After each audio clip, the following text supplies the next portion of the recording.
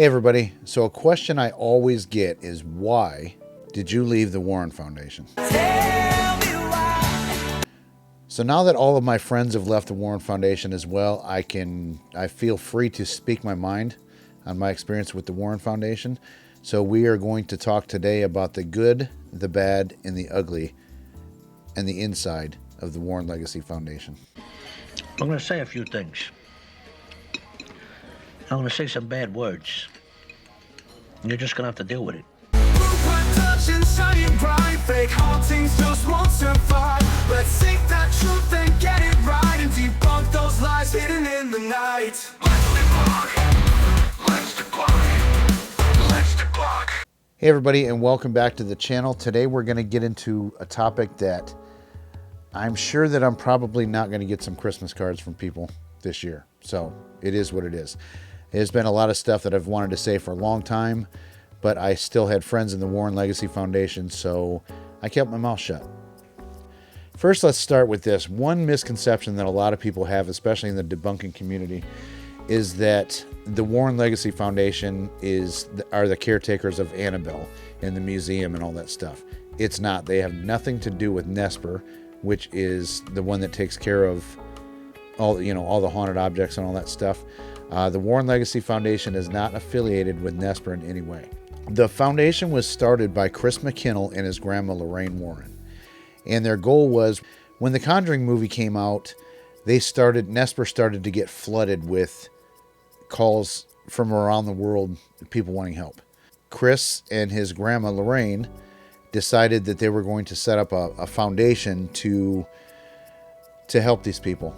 The goal was to get, paranormal investigators, good ones, that specialize in residential cases.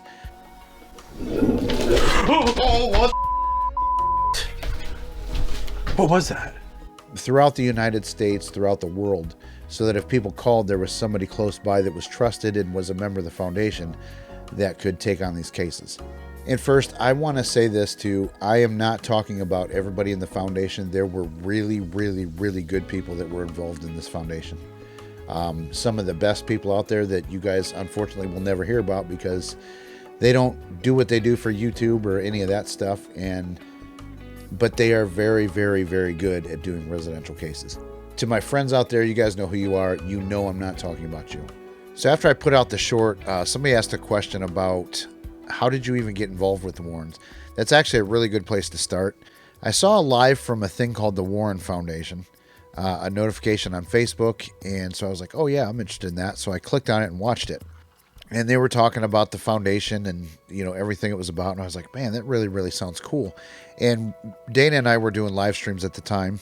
We had kind of just started doing them, but we were only doing them on Facebook Live. So we wanted to have Chris on as a guest to talk about the foundation and his grandparents and all that other stuff. So we decided to have him on. We had him on. Afterwards, I asked if I could send in an application to join the foundation because it is an application process. They made it sound like it was very, very difficult to get in. I had references and I really thought, man, I'm not, I didn't know if I was even going to get in. I got a call from their regional director who they were undergoing changes at that time too. And he said, okay, let's set up a meeting. What times are good for you? So I gave him a bunch of times and never heard anything for weeks. So then finally I reached back out to Chris and Heather, the other person that was involved in the foundation at the time. And I was like, hey, what's going on? Like I gave this guy available dates and I never heard anything back. I mean, maybe I'm missing the emails or whatever. And then within 10 minutes, I got an email from that guy, saying these dates and, his availability, whatever. So I picked one, but it was like, but then I found out he told them that he had emailed me 5 or 6 times and I never got back to him. That was a load of shit. Like that never happened that way. So strike one, I really wasn't impressed from the beginning. So then I went through the interview process, which I was prepared to be drilled. And I was asked 2 questions. I forget. I think one was, what is the difference between a residual haunting and an intelligent haunting? And what I thought a demon was. I think those are the only 2 questions I was asked. Like, it was the dumbest interview I've ever gone through. So anyway, I got in pretty easy. Then after I was in, I was like, okay, do I get like invited to, like, so what do we do now? So weeks went by and nothing ever happened. So finally I, messaged Chris again and Heather again. And I said, so like, am I supposed to be doing something? Like, what am I supposed to be doing? I'm just sitting here. I'm not hearing anything from anybody. How does this thing work? And again, 10 minutes after that, I got invited to a regional meeting. So I get on this meeting. It was a Zoom meeting. There's this dude sitting with a background of like this church looking building, like he was on the inside of a church or a castle or some like stone building, and it was the window. And then there was this creepy doll sitting in the window. I mean, it was a green screen or a, backdrop or something.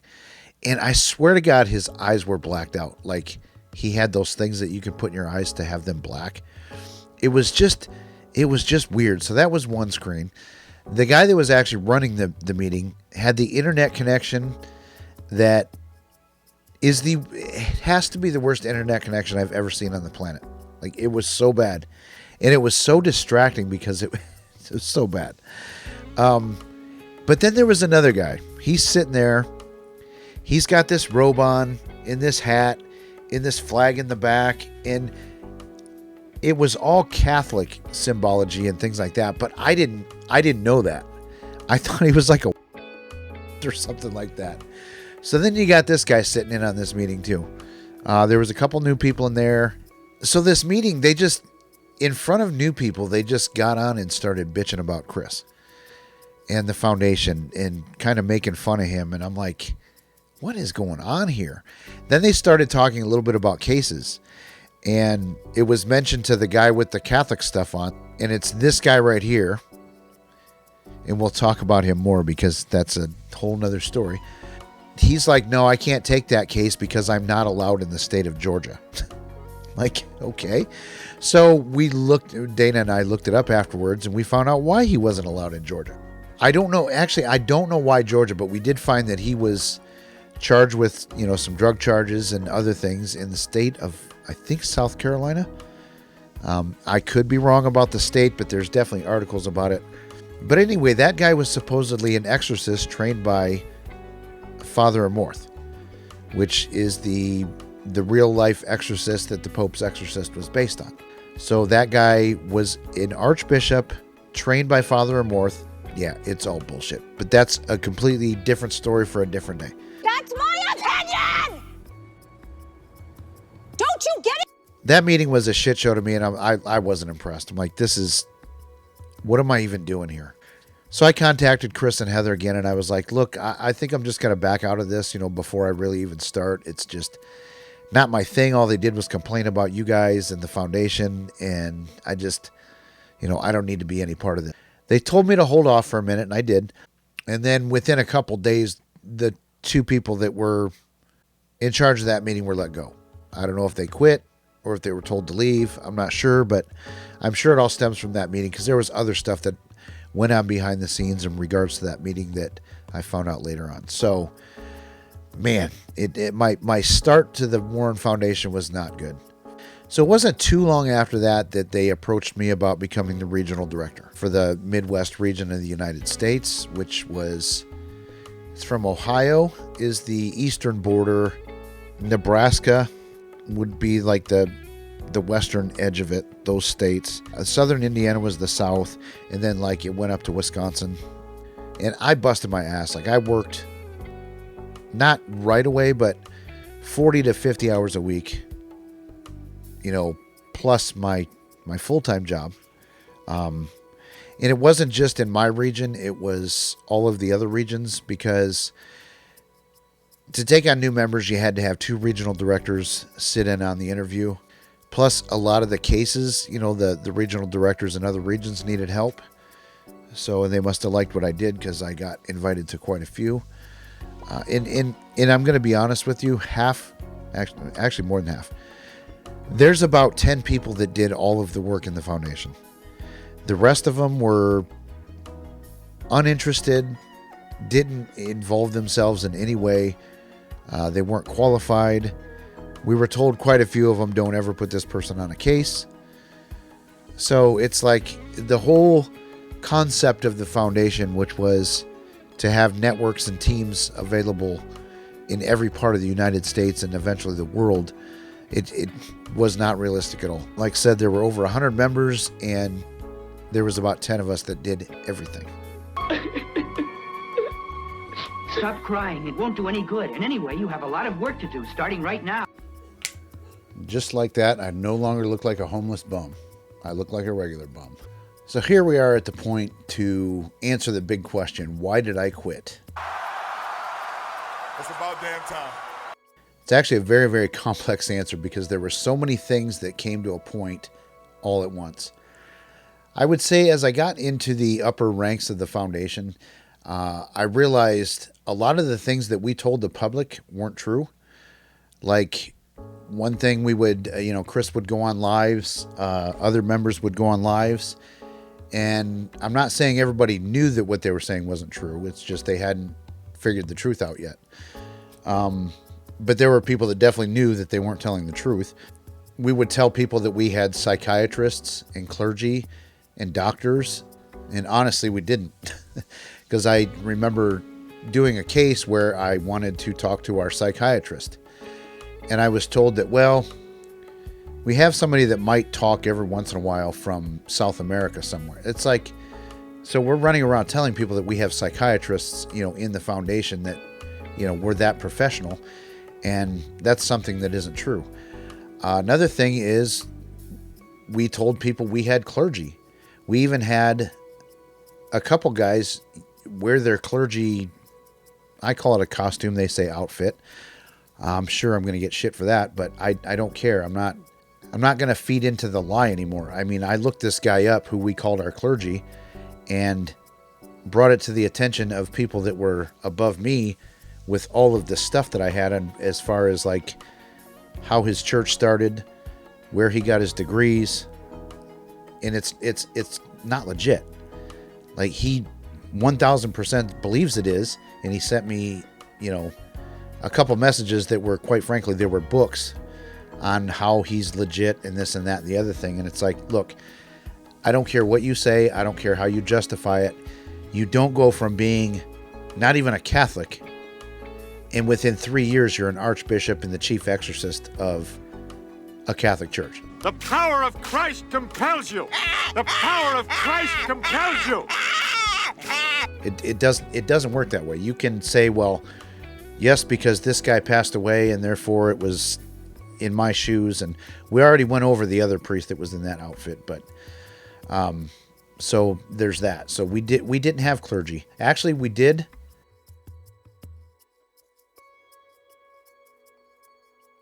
Yeah, well, that's just like your opinion, man. There was a guy in South America that did seem like he had a church, but there again, that doesn't do us any good up here.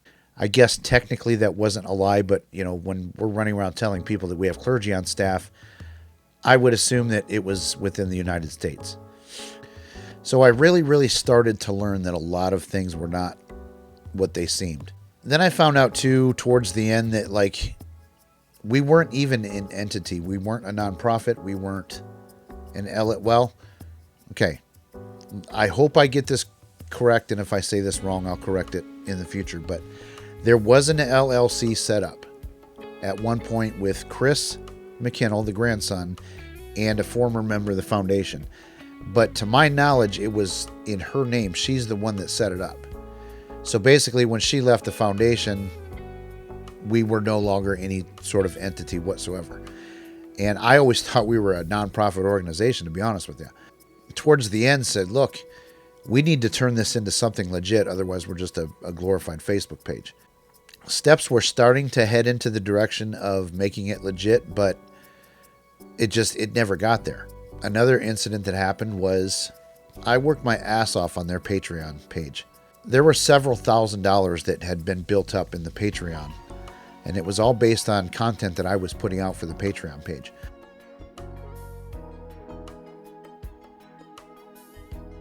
It was time to, like I said, we got to get this money out, but I didn't want to have anything to do with it. Come to find out, that Patreon page was linked to Chris McKinnell's personal PayPal, not an organization the Warren Legacy Foundation bank account because we didn't have one. And so the money went to him, and he said he accidentally spent about half of it on plane tickets, and he was going to pay it back. Well, he never paid it back. At the time that I had left the foundation, it had never been paid back. So I got to the point, it's like, why am I busting my ass for him to make money? Because the whole concept of the foundation making money was, and I guess technically that was a business expense, but my computer should be a business expense in the foundation too. I felt that the money that the foundation raised should go towards getting teams to help people, more so than people buying laptops and plane tickets and things like that. So I had a big problem with that. I didn't like that at all. I mean, plus we were set up. What would we do if we got any kind of donation? It went to his PayPal. I'm not saying donations came in. I'm saying that we did have a donate button on our website, and that's where that money was to go to, directly to him. Like I said, again, I don't know if any donations ever came in, because that was another thing. We had a board. What's one thing that a board of directors does? Handles the finances and puts out a financial statement each month, each meeting. They never met. They met a few times and that was it. But they never ever did any kind of financial segment for the board meeting, which is a big part of any kind of board. So it just, the money mishandling was a joke. And I'm not saying people were stealing to be thieves or anything like that. I'm not accusing anybody of that, but if you want to be a legit organization, you have to have your finances set up. That's basic. You have to have a bank account in the organization's name. You can't have it go to the founder. You can't do it. So that was a big problem. I also got in on a couple cases where the way they were handled, and not by the actual case managers, throw my hands up like, what in the fuck is going on here? Some of the things that I heard suggested on a demonic case blew my mind. Like how bad of an idea it was. One idea was, this person is, we really do believe that she was possessed. It was suggested that 2 of our female members meet up with her and take her to a church.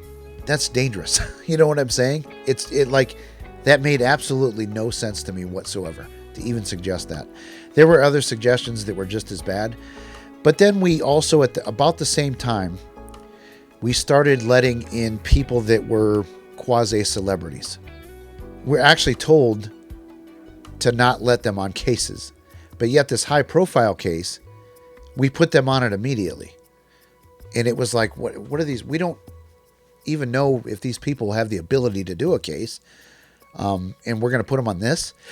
Like, it just became that case kind of became a who's who of the foundation and overshadowing the case managers that were actually doing the right thing. So the 2 people that I'm talking about know who they are, and I'm not talking about you when I talk about that case. Day 1 on that case, this really upset me. Day 1 of the case, we did the interview. The client said, "No, I don't want any clergy on." So at this point, I thought Ken was a legit priest. So the plan was that he was just going to be on, but in plain clothes, and not even talk about being an exorcist or any of that stuff. I don't know, 5-10 minutes into the interview, he turns his camera off. He comes back on with his priest collar on and all this stuff, and he starts speaking Latin to her. Now, mind you, this girl is, in our mind, potentially possessed, is sitting in a car in a parking lot by herself. And you're going to try and perform some online fucking exorcism? Are you crazy? And of course, she bailed immediately. She's like, he did apologize for that and this, but if he was a real exorcist, he would have never done that. He would have known not to. Like, I'm sorry.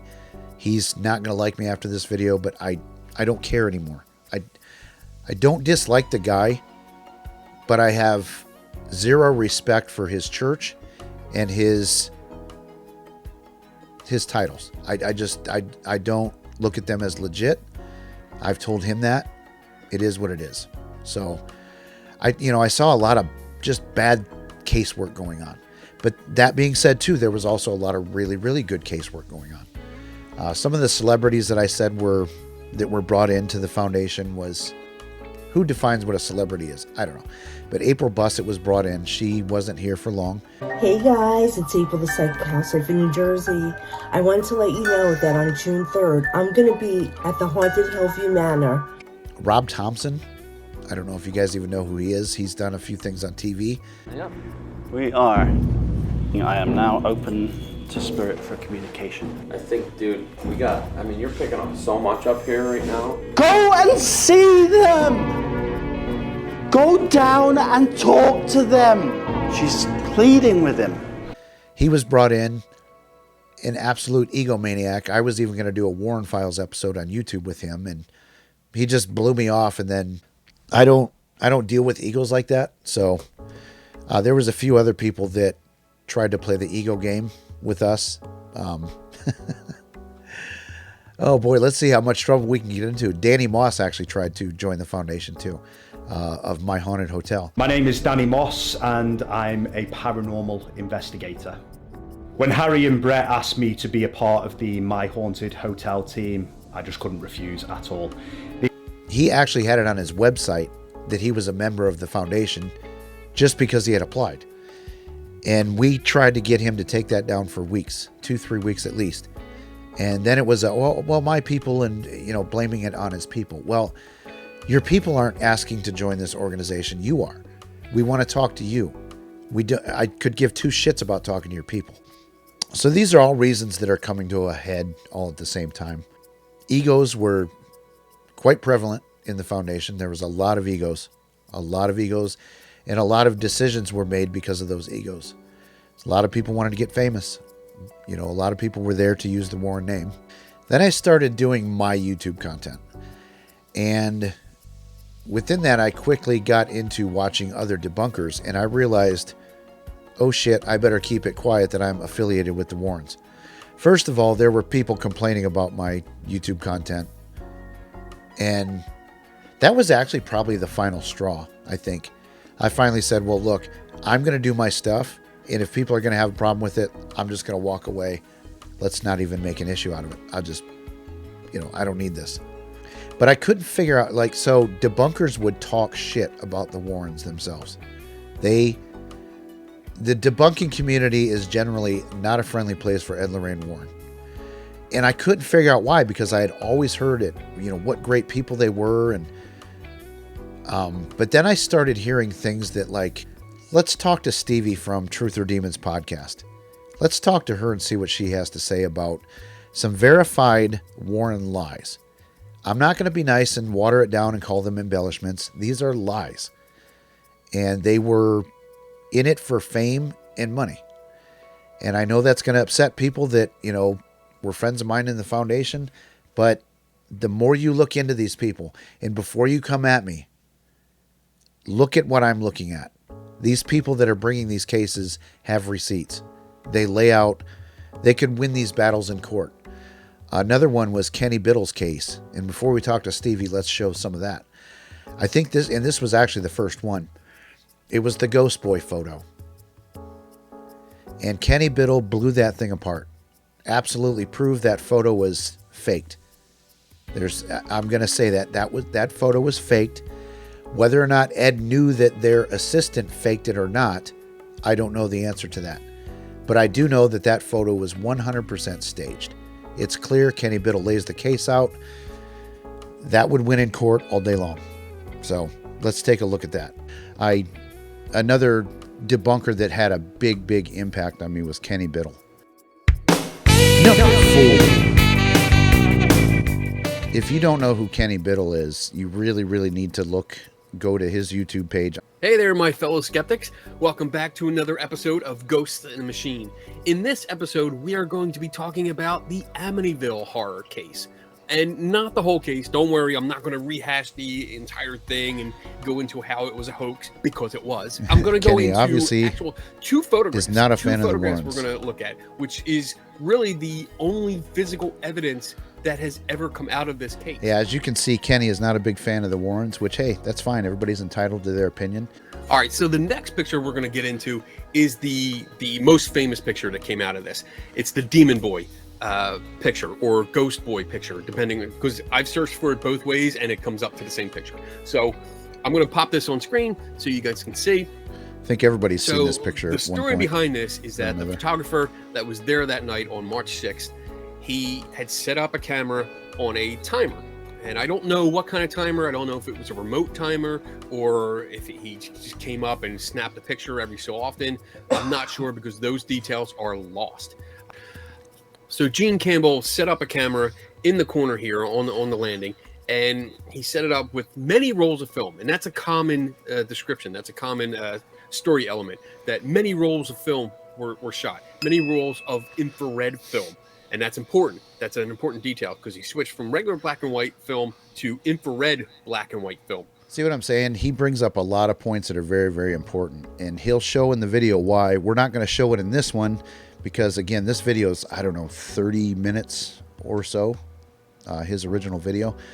But it's one thing, and I didn't include this, I don't think, in the clips that I selected for this, is that it's important to note that there are only 3 people in this house at this time. I always thought this happened when the whole group of them were there, because earlier that night, a whole big group of people were there. But at this particular time when this photo was taken, there was only 3 people.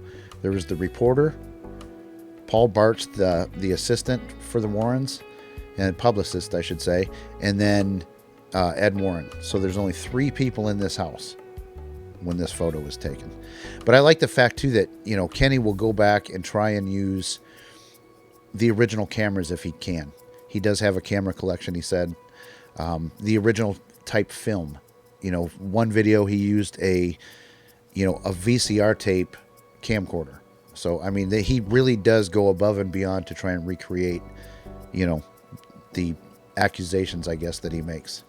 So the majority of paranormal people, I guess the believers in this this story, believe that this is the ghost of little Johnny DeFeo, which was one of the boys of the DeFeo family that was killed. And you see a portrait of him. This is not a photograph. This is a painted portrait.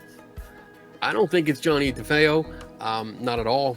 1, because I don't believe in ghosts, and 2, it doesn't look like a kid to me, because when you look closer at this, you can see that there's the rest of the body through the railing. You can see through the railing supports that you see a shirt. Look here. at the pattern on And the shirt. The shirt looks to be a plaid shirt. So it blows my mind that I have never looked at this picture this way until he points it out. Once he points it out, it's so obvious that there's a person you can see his body through the railings. I've never noticed that before in this photo. Let me get that up there a little bit. There you go. You can see that a little bit more. You can see the stripes of the plaid shirt. Now, there was another person there that night that also not only wore a plaid shirt, but was in that room. And that would be this guy, Paul Bartz. Now, Paul Bartz is described usually as another investigator there with Ed and Lorraine Warren, that he was part of their crew or their team, and he was there investigating the house, which he probably was.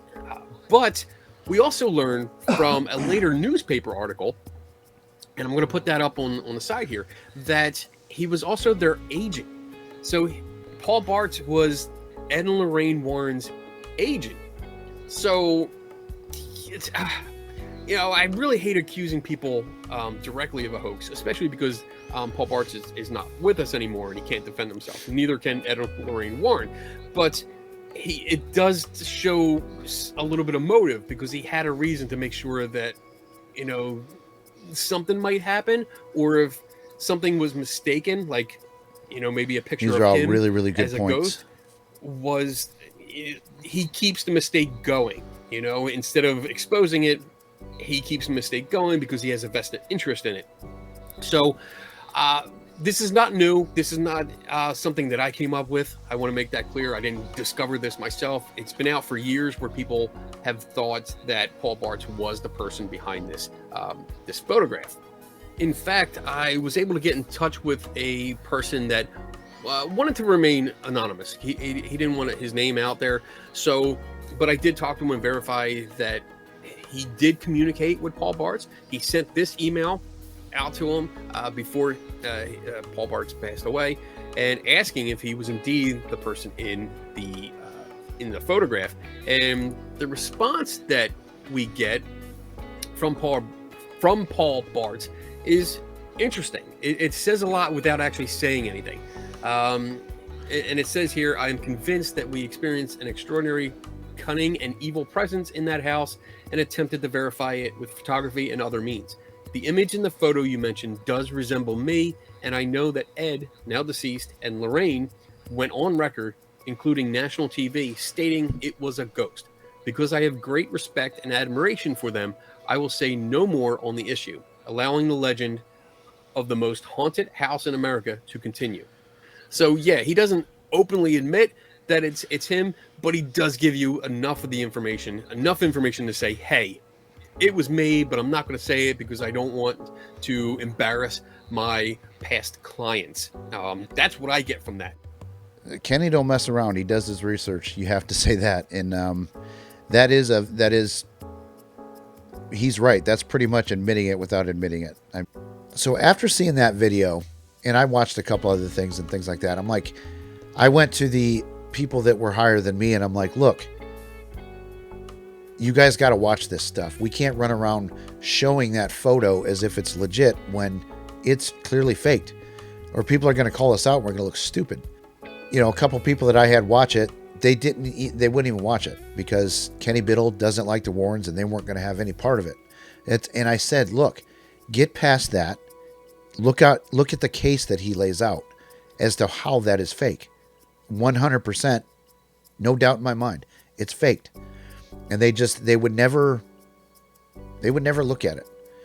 Another thing that these guys did, I told them constantly about that, you know, their exorcist. And they didn't seem to care that this guy is going on cases and calls and meetings and he's got his collar on, and it's like, you got that stuff online. Like, and I'm not saying that online degrees aren't necessarily legit, but to be a priest takes 7 to 9 years. You don't go from not being part of a church to archbishop in 2 or 3 years. It doesn't happen that way. You're certainly not an exorcist after that. So anyway, let's get into, I want to bring STEVI on, and she's going to tell me the top 5 Warren lies. So let's go ahead and get into that next. All right, I have 5 instances here in front of me where the Warrens were debunked or proven to be liars. The first instance is with the Amityville horror story. The Warrens claimed it was haunted by a demonic force so powerful it threatened to possess anyone who entered the home. It was debunked later. William Weber, the Lutz family lawyer, later confessed that the story was concocted over, quote, many bottles of wine as a money-making scheme. Other paranormal researchers, like Stephen Kaplan, also investigated and found zero evidence, calling the whole thing a publicity stunt. And then you have the Enfield poltergeist case. The Warrens claim to be central to this case and in charge of it and the heroes of it, according to the movies. In reality, they were only there for 1 day, and the actual investigators, Morris Gross and Guy Lyon Playfair, they were the actual people investigating the case, and even Guy said that they turned up uninvited and stayed for 1 day and were mostly looking to make money from it. Playfair also said, quote, they had nothing to do with it, they just wanted to be in on the publicity. And then, of course, you have Annabelle and the motorcycle death that supposedly happened after 2 people taunted Annabelle in her case, were asked to leave, and then suffered a motorcycle crash where one of them passed and the other was in the hospital for a year. This story is told by Ed and Lorraine multiple times. and then subsequently told now, and some of the details of the story have been 100% debunked. Not to mention, there has never been an obituary that matches. There has never been any record of a wreck that matches the motorcycle wreck. 2 passengers and the female survives. There is absolutely nothing that proves that, and it has been told, of course, different ways. And then Annabelle herself, her story has been told several different ways by Mr. Warren and by Lorraine. They start out by saying that it was the spirit of a little girl who lived in the apartment area before the apartment was built. Then it became a demonic presence. And then also in another interview in early 2000s, Ed says that it was the spirit of a little girl named Annabelle Higgins, and she died in a car crash outside the apartment building. So, multiple stories, none of them match. Obviously not true. And then you have the haunting in Connecticut, which is the Snedeker case. And Ed Warren claimed that necrophilia was practiced in the funeral home before it was shut down. And there is absolutely no record of necrophilia happening, and there is nothing to back that up. And to further that, the author that they hired to write their book for this story, Ray Garton, he actually came to Ed and said, quote, "When I went to Ed with this problem, he said, quote, 'Oh, they're crazy. You've got some of the story. Just make up the rest and make it scary,' end quote." And that's from Ray Garton himself, and he began to be more open and expressive about how he dealt with the Warrens and how it was working with them and trying to make a lie into the truth. And then the final case, which is my favorite to discuss, because this one is really deplorable as far as making up things for a story, and that is the case of Bathsheba. Bathsheba Sherman, she was the alleged possessing spirit in the Conjuring movie, The Perron Family, and she was accused by the Warrens of being a witch, of sacrificing children to Satan, and a bunch of horrible things. And she was also said to have hung herself on the property. None of it is true. Absolutely zero of that is true. Bathsheba Sherman was a real person. She lived into her 80s, I believe. She died of natural causes very peacefully. She did not get accused of witchcraft. She was not tried for murder. Nothing like that. So all of that is garbage and made up by the Warrens.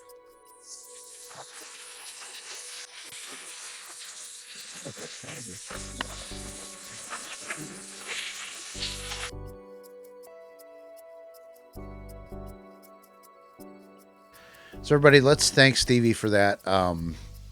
She put, I think, quite a few hours actually in making that. I wanted her to just record some stuff, you know, like the top 5 lies that the Warrens told, and I was going to edit it, and she sent me this beautiful edited thing that I didn't even have to touch. Now, the last few seconds in the black screen were left in on purpose because we're going to get into that at the very end of the video for some bonus content. So stick with me, guys, just for a little bit longer. I still want to cover your questions that you guys asked during our live stream. Plus, I want to get Dana's thoughts on her experience in the foundation. So we still got a lot to cover. The reason I joined the Warren Legacy Foundation was that Jeff had become a member, and we had a couple other people that we that are kind of close to us that were basically on our team. We all decided to join because then we thought, how great would that be?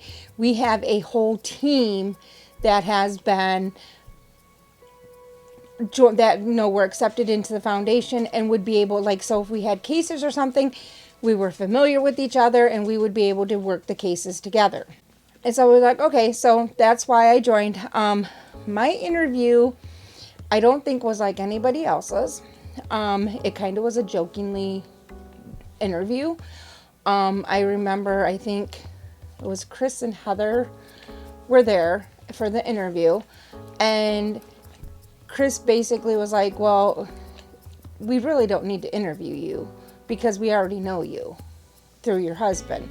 So it kind of was just a jokingly, well, this is just kind of to get to know you a little better kind of interview, ha ha ha. I really, like, the interview Jeff went through, I didn't even go through that. It was just basically, I basically was another body. Hi, Boo. They're just interesting what, oh. That was Boo saying, yeah, she agrees. Like I said, I really didn't have an interview.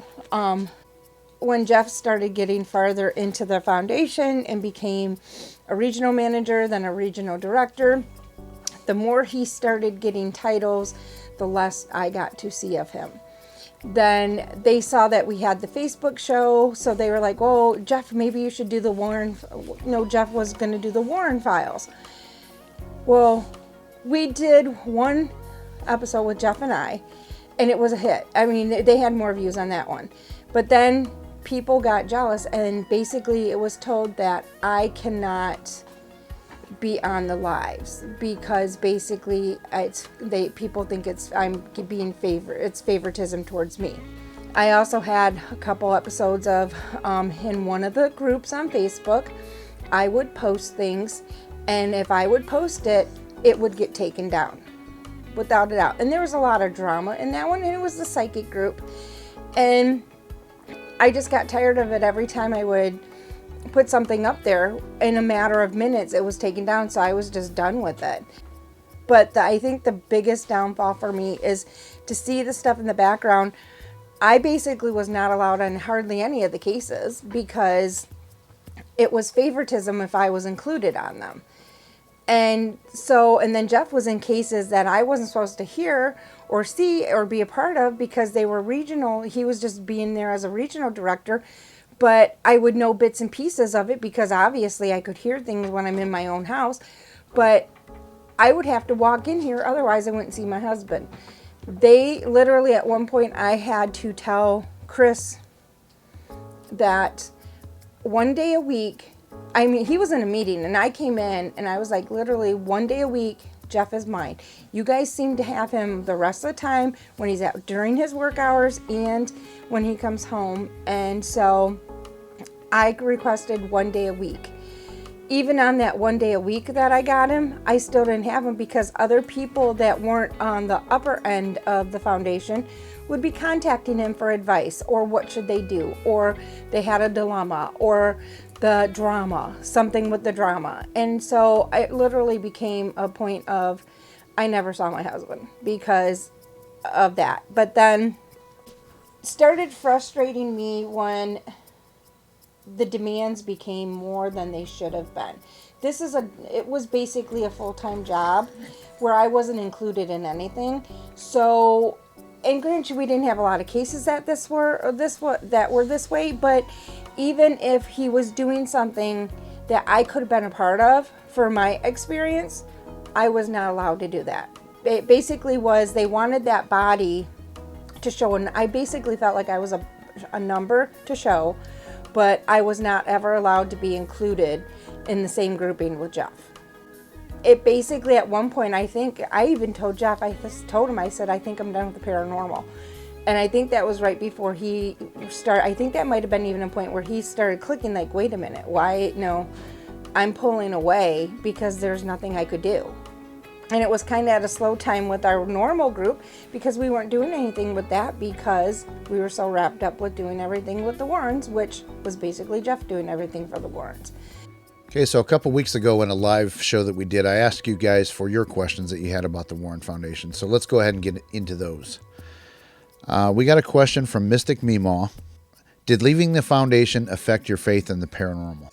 Honestly, probably not, but I do go up and down that. Like, I go through a lot of periods where I think this is all bullshit. I am completely wasting my time. Why am I doing this? And then, once a year something will happen, or maybe a little bit more often, but I still believe, but I definitely think that I believed a lot more earlier on. So it really hasn't affected it that much. The people of the paranormal, my opinion on, people within the paranormal world has changed quite a bit, though. I've seen the ins and outs, and I've seen certain sides of people that, I didn't see that playing off that way. So, another question. This was from Raven. Did you ever get to meet the Warrens? No, I never met them. By the time I had joined the foundation, they had both passed. So, no, I did not. Pinky wants to know, are all the things in the museum cursed as they claim? I don't think they are. I can't say yes or no because I've never been in the museum, but I know STEVI from Truth or Demons has heard things about, And I don't know that she's proved this, but, you know, there's some rumors flying around that a lot of stuff was just like garage sale stuff that they bought and put in there, you know, old stuff. And I can't imagine all that stuff is claimed to be haunted. Okay, so James wants to know, do you feel that the Warrens faking hurt the paranormal field? Yes and no. I do believe that the Warrens actually put kind of mainstream paranormal, kind of like took some of the stigma away from it, so that you weren't a freak if you were, you know, into paranormal stuff or ghost hunting or anything like that. So they were clearly pioneers in normalizing the paranormal. Their stories at the time were great, but now we have the internet. We can go back and watch how they retold certain stories several different ways. We can look up about Bathsheba Sherman. No one ever had an idea about the internet back then and how easy it would be to check things and you know, all that stuff. So they could largely tell their stories any way they wanted, and they would go and check. So, but I do feel that they hurt the paranormal and that everything was demonic. Everything was bad, dark, evil, and I don't believe that that's the case. So I do think that they've hurt the field, but they also did a lot. They would definitely be on the Mount Rushmore of paranormal if there was one. Love them or hate them, they did make a mark. And then Florio wants me to talk about the grandson, Chris McKinnell, because no one ever talks about him. So, you know, I will say this. He's honestly a nice guy. He's a very nice guy. He's pretty smart. He's just not very good, and he would be the first one to admit this. He's just not good at running a foundation. He has no clue what it takes to do it, how to do it, all that stuff. And like I said, he admitted this himself. He does tend to trust people a little bit too much. That's why the turnaround in the foundation throughout the years has been all over the place. He can have a bad side to him, though. Like, one thing he doesn't like is not getting recognized for who he is, which is kind of weird because back in the day, he actually took himself out. He did not want the limelight, the spotlight, none of that stuff. He did not want any of it. So he wouldn't allow, like, even there's a book called The Satan's Harvest, or Satan's Harvest.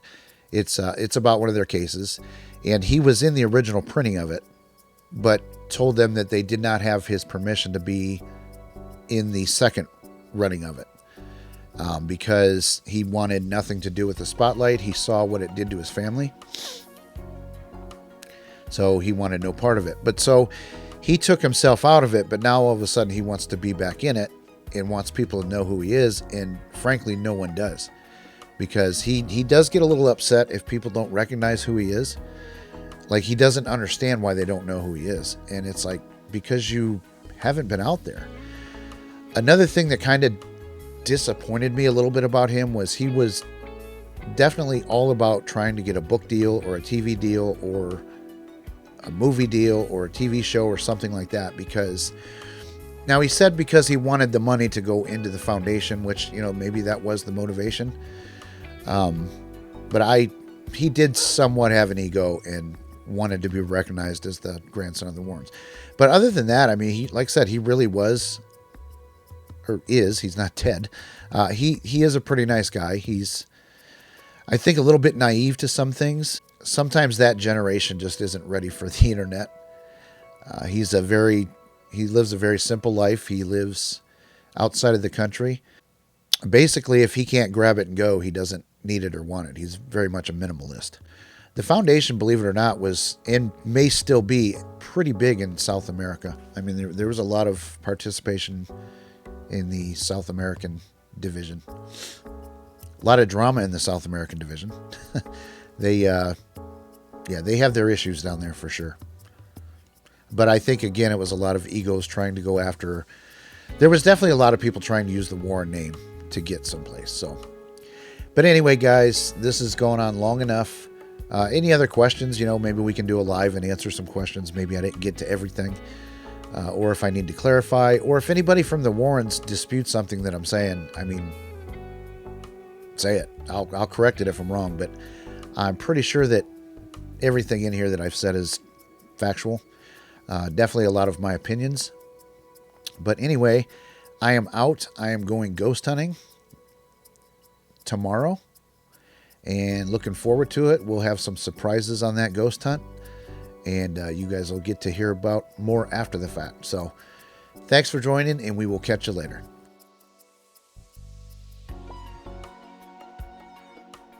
So I see that you have stuck around for the bonus footage, and here's what it is. So when STEVI sent me her recording, she said there's something weird at the very end, and it's when the screen goes black. I'm going to play it one time. If you guys want to pause and rewind to listen to it a couple times, then I'll play it with the volume boosted. You know, we'll play that maybe a couple times, and then I'll play it one more time, and I will give you what I think is going on. And this could be nothing at all. This could be, well, I don't want to talk about it until you guys see it. Like that. So all of that is garbage and made up by the Warrens.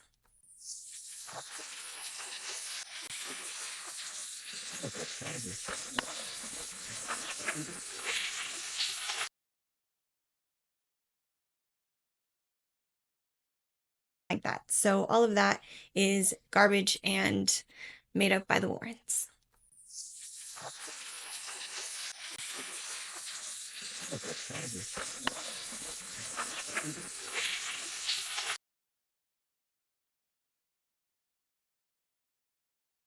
Like that. So all of that is garbage and made up by the Warrens.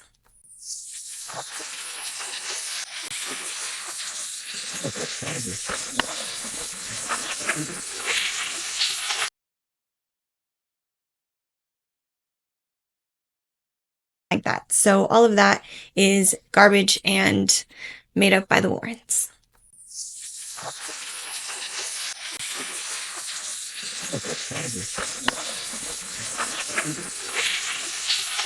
So this very well could just be some sort of audio glitch or something like that, but from my understanding, it was after she stopped recording, it still recorded a little bit more, and it sounds to me like it's saying the very last line that she said, but and maybe now that I've heard it this way, I can't unhear it this way, but it almost sounds like Ed's voice.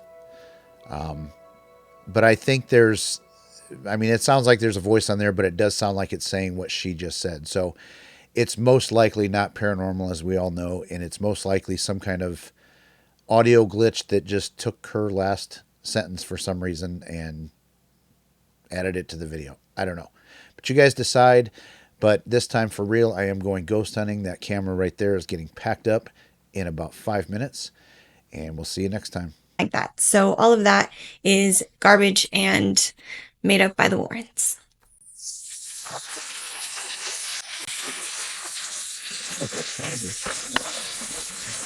Okay.